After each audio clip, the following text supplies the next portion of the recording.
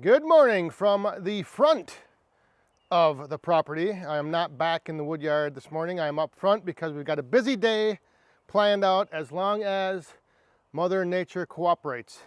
It's looking like we're only going to get about a half a day in, but hopefully within that half day we're able to change the look of the front yard here.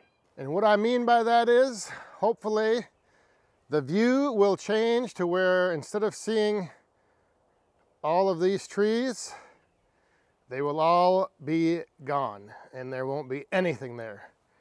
These are the trees that I mentioned a few videos back. I know in that video I was talking about the 12 trees that I have in the back of the property to come down.